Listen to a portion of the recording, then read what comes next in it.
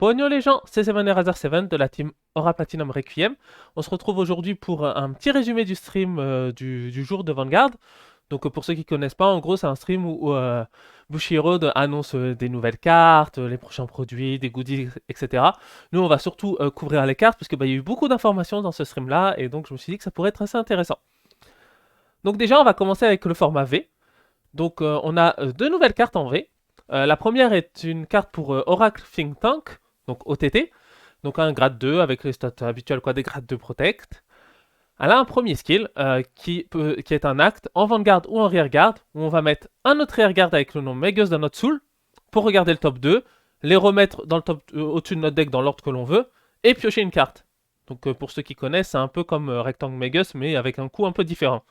L'avantage de ce coup-là, c'est notamment que ça va nous permettre de setup notre soul, pour ensuite potentiellement activer Pentagonal Megus dès le début. Donc un bon skill, on va pas se mentir, il y a peut-être encore d'autres choses aussi, hein, mais voilà, donc c'est un bon skill déjà. Le deuxième skill est aussi super intéressant, notamment pour le premium. C'est à la fin de la battle où elle a attaqué, que ce soit en Vanguard ou en Rear, si on a 6 unités avec Megus dans leur nom, ou plus, 6 ou plus, on peut counterblast de 1 et la stand. Donc ça peut vraiment faire des choses assez folles. Bah voilà, tout de suite on va penser à Ishikishima ou Momo en premium. Ça permet aussi d'être un peu plus agressif en V. Donc voilà, une excellente carte de support. Donc voilà pour Cubic Megus. Ensuite, on a une carte pour Shadow Paladin. Donc Witch of Precious Stone d'Anna, avec les stats habituels des grades 1. Hein. Donc quand elle est placée en Vanguard ou en Rear, on peut choisir une normale unit de notre drop qui a un nom Witch et la mettre en dessous de notre deck. Et si on n'a pas mis, et que notre adversaire a 3 cartes ou moins dans sa drop, alors notre adversaire va devoir 1000 le top 3. Qu'est-ce que ça veut dire 1000? En fait, c'est mettre les cartes du dessus de son deck en drop zone. Donc vraiment très bien, voilà, c'est un peu le genre de carte qui fait du bien à l'archétype. Parce que Witch, c'est pas très populaire, c'est pas très fort. Mais là, on peut soit recycler notre grade 2, dont j'ai oublié le nom, on peut recycler pas mal de choses, ou alors, dès le début de la game, en fait, on peut dire à notre adversaire, bon amuse-toi et perds des cartes. Donc vraiment pas mal. Le deuxième skill est aussi assez intéressant. Si on a un Vanguard avec Witch dans son nom, on peut la rest, donc c'est l'action de la mettre de stand sur le côté. Et notre adversaire choisit deux grades 0 de leur drop, de sa drop, et les appelle sur des cercles de rearguard qui ont des grades 1 ou plus. Donc c'est une sorte de field control un peu différent et qui est vraiment pas mal. Surtout en fait pour le cost c'est seulement rest unit, c'est gratuit quoi. Donc une très très bonne carte. Ensuite on a eu les annonces des nouvelles promos pour le format Overdress. Donc déjà on va avoir donc le reprint des cartes pour Keter Sanctuary, Lyrical Monasterio et surtout Brandgate parce que Makari pour Brandgate étant une carte très très demandée, hein, donc c'est la carte prison qui dit Soul Blast 1 on emprisonne le top. Donc elle est vraiment très très forte et très très demandée. Mais pour les autres clans, pour les autres nations, on va avoir des nouvelles promos. Donc malheureusement, j'ai pas les noms, mais c'est pas très important parce que vous allez très vite comprendre que ces cartes-là ne sont pas du tout bonnes. Donc pour Dragon Empire, c'est un grade 1 qui dit quand un rearguard adverse est retiré pendant notre tour, on peut soul blast de 1 et il a plus 5000. Il n'y a pas de once per turn, donc ça veut dire que si par exemple on retire 2 rearguards, on peut soul blast 2 et il gagne 2 fois plus 5000. Ça a l'air intéressant comme ça, mais ça mange tellement le soul, c'est pas fou. Ensuite, on a une carte qui est un support boost, donc un grade 3 pour Dark State, qui dit quand il attaque, si jamais on est en final rush, on peut counterblast de 1, on va soul charge 1, on choisit une de nos unités et il prend plus 10 000. Là aussi, il n'y a pas de once per turn, donc entre guillemets, on peut donner 2 fois plus 10 000, mais ça va nous coûter 2 counterblast. Le deck est déjà en train de lutter au niveau de ses ressources, donc c'est vraiment pas fou. Et enfin, on a une carte pour. J'ai laissé le Keter Sanctuary, hop, c'est pas très grave. Bref, c'est pour Stoikea, la préparation, vous savez très bien. Pour Stoikea, quand elle intercepte, on peut défausser une carte de notre main et regarder le top 2 de notre deck et on les call en gardien de circle ou alors on les met en drop zone. Donc c'est pas mal si jamais on veut setup notre drop zone, si jamais on veut pouvoir garder de bonne façon, si on est désespéré et on veut essayer d'aller chercher une perfect garde, mais ça ne s'active que lorsqu'on intercepte, donc ça a un vrai intérêt pour le moment que dans Magnolia, puisque on peut intercepter même de la back row, et c'est un peu random. Donc voilà, c'est pas non plus une carte fabuleuse. J'espère que j'aurai tort. Ensuite, on va venir sur les heal triggers. Donc, à partir de la DBT05 donc, qui arrive, on va avoir des heals qui ont des effets. Donc, tous les heals vont avoir l'effet présent ici. Quand cette unité est placée en Guardian Circle, donc quand on garde avec, si l'unité adverse qui attaque, c'est sa deuxième fois ou plus lors de ce tour, alors le heal va gagner plus 15 000 de shield. Là, vous vous dites, waouh, c'est énorme. Sauf que, en échange, ce heal n'a que 10 000 de base. Donc, on va monter à 25, ce qui est énorme et un des plus grands shields qu'on peut avoir en overdress à l'heure actuelle. Mais en échange, il faut que ce soit la deuxième attaque. Et dans le cas où ce n'est pas la deuxième attaque, alors on a perdu 5000 de shield. Donc c'est assez situationnel et ça va vraiment dépendre des decks méta et des decks contre lesquels on va jouer. Par exemple, contre on va le voir à la fin, contre un Dragonic Overlord, ça va être très fort. Mais contre un deck, ou un Bruce, par exemple, contre un Bruce aussi, ça va être très fort. Ou contre un Bastion, ça va être ok. Mais contre certains decks comme un Gravidia ou autre, c'est pas fabuleux. Donc voilà, et surtout aussi ce qu'il faut noter, c'est que ces heals sont des doubles rares. Donc ça va être assez compliqué de les avoir, et voilà, pour un effet qui est un peu discutable. Mais ils nous ont réservé une petite surprise, à savoir qu'on va avoir des heals qui auront aussi un effet, mais encore différent. Là par contre ça arrivera dans la Festival Collection, donc qui est un set qui doit sortir aux alentours de cet été. Donc pareil, 10 000 de shield en échange, mais un skill qui dit que quand il est mis en Guardian Circle, donc quand on garde avec, si l'unité qui attaque a un critical de 2 ou plus, et que ce critical a été augmenté par un skill, donc par une ability, plutôt qu'un trigger effet, ou que son original crit était à 2, alors il prend plus 15 000 de shield. Donc, pour reformuler ça de façon plus simple, si l'attaque a plus de 2 crits, autrement que parce qu'il a eu un critical trigger, alors on a plus 15 000 de shield. Voilà, c'est à peu près l'idée. Donc si jamais la carte a original A2 par exemple bah, en premium, ça veut dire si jamais on a un force 2 en dessous. En overdress, par exemple si jamais Gravidia fait son effet et gagne un crit, ou alors Baromagnes fait son effet et gagne un crit, ce genre de choses. Donc voilà, encore une fois très très situationnel. Donc ça va vraiment dépendre des méta, des decks et de plein d'autres choses, parce que bah voilà, perdre 5000 de shield de façon constante, c'est compliqué. Mais pouvoir être sauvé grâce à ça, c'est vraiment pas mal.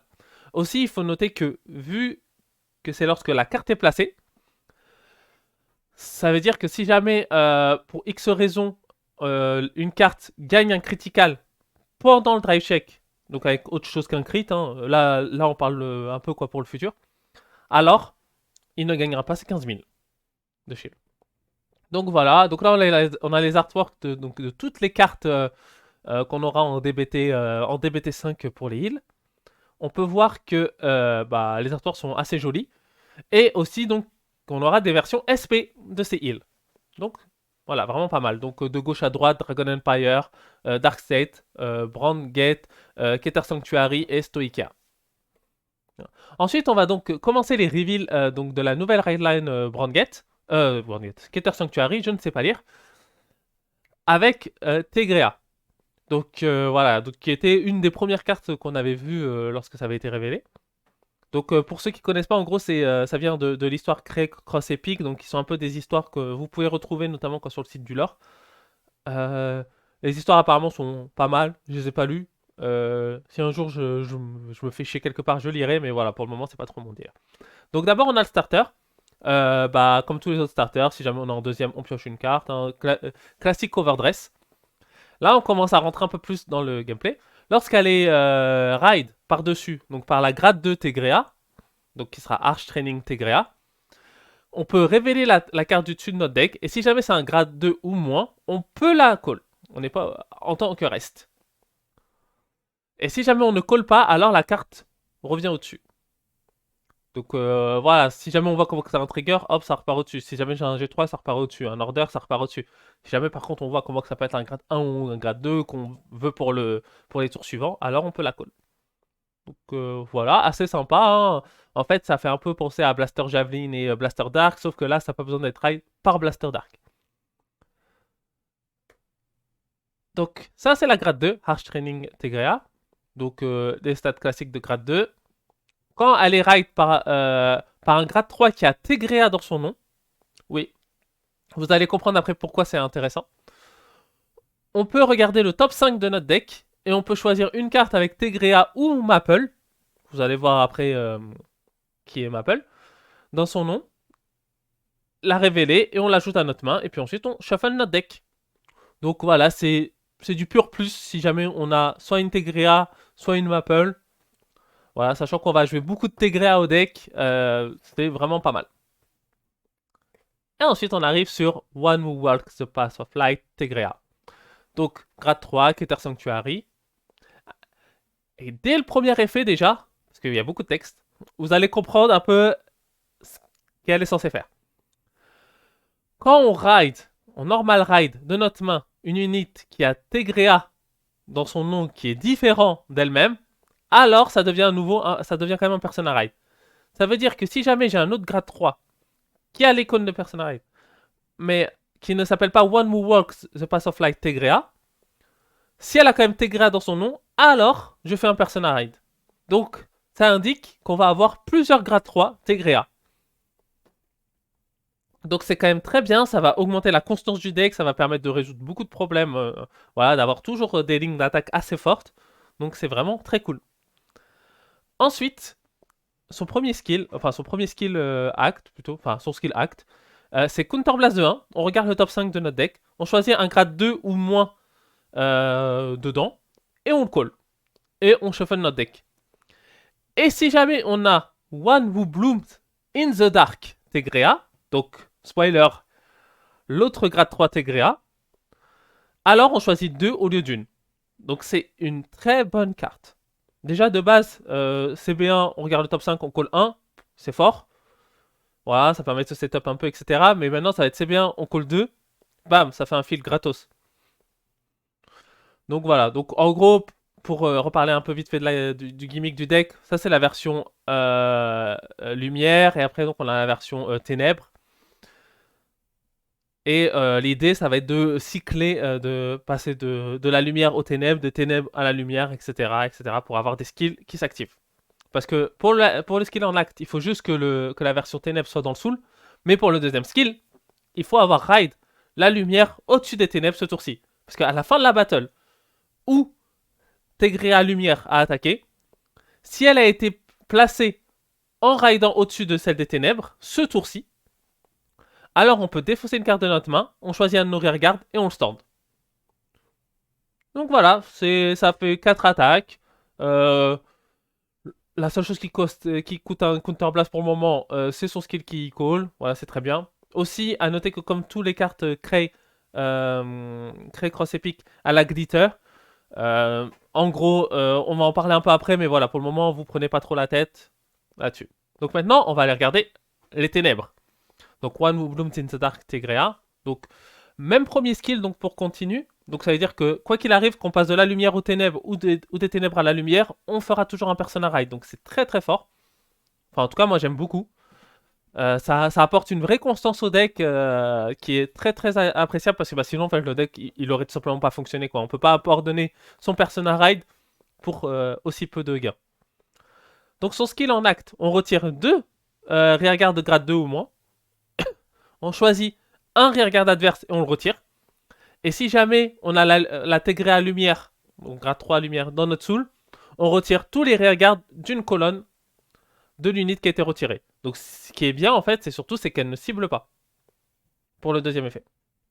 Donc le premier rearguard qu'on retire cible, donc on ne peut pas passer au travers de tout ce qui est protection, mais le deuxième ne cible pas. Donc c'est pas mal.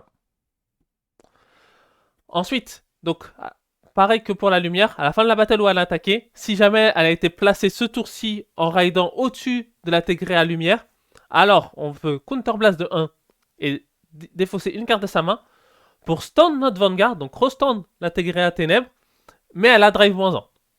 Donc en gros la lumière donne une attaque de plus à un rearguard, la version ténèbres donne une attaque de plus au Vanguard avec un drive -1.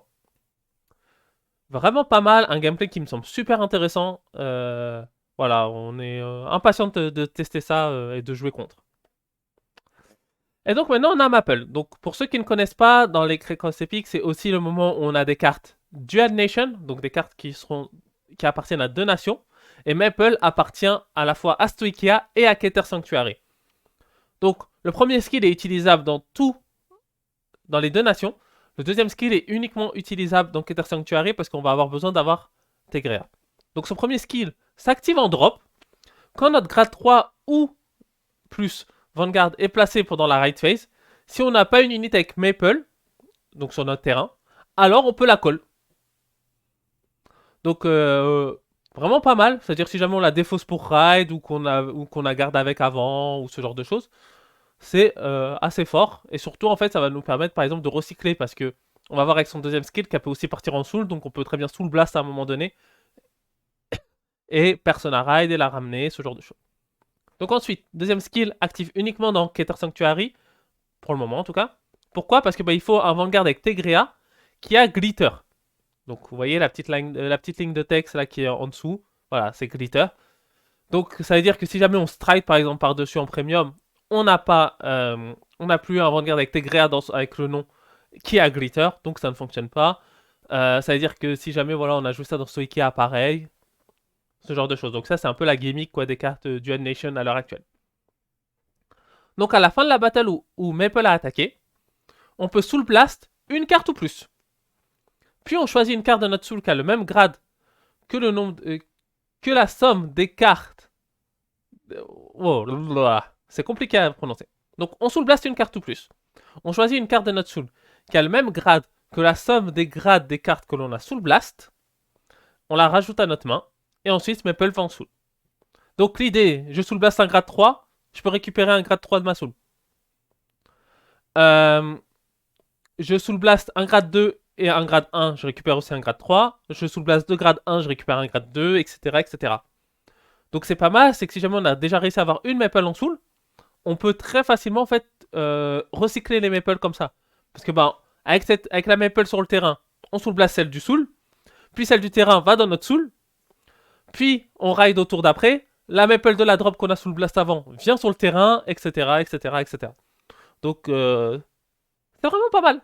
Voilà, c'est pas, ça casse pas du tout le jeu, c'est pas quoi que ce soit, c'est voilà, mais c'est vraiment quoi, une carte vraiment sympa. Bien que j'aime pas l'artwork, elle est vraiment pas mal. Donc voilà, donc ça c'était donc pour la nouvelle Raidline Keter Sanctuary. Et maintenant on va passer à Dragon Empire, puisque vous le savez sûrement, en DBT 05 il y a beaucoup d'unités en fait donc qui reviennent, donc des on-counter cards. Et donc ici, ça va être pour Kagero le retour de Burning Hand Dragon et de Dragonic Overlord ZN.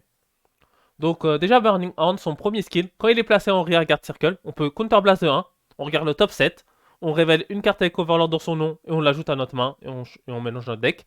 Et si on n'a pas révélé de carte, alors on counter charge.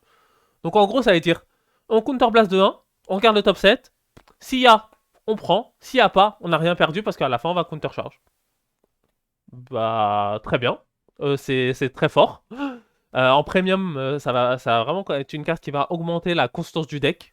Et le deck, on a moyennement besoin, parce que ça reste quand même un deck, c'est pas du tout tier 1 ou quoi que ce soit, mais ça reste quand même un deck qui peut très clairement prendre des games assez vite. Voilà. Et son deuxième effet fait un peu penser à Igniro Dragon en V. Donc quand notre Vanguard avec Overlord dans son nom attaque, il gagne plus 5000 jusqu'à la fin du tour. Donc en premium, il peut monter facilement à 25 000. En standard, donc là en format adresse, dans le format standard, il restera à 20 000 parce que Draconic Ozarlandienne ne peut attaquer que 2 fois. Et heureusement.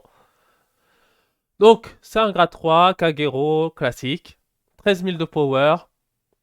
Il a un continu en Vanguard pendant notre tour. Si notre soul a un Dragonic Overlord, non, plutôt à la carte qui a pour nom Dragonic Overlord, donc ça ne fonctionne pas si on a un autre ZN dans Soul. Il faut vraiment avoir Dragonic Overlord uniquement. Donc cette unit ne peut pas perdre de drive avec des effets de carte. Et il a plus 5000. Donc en gros il a 18 000. Et il ne perdra juste jamais de drive. Donc c'est pas mauvais. Ça va, voilà, c'est pas fou. Mais bon.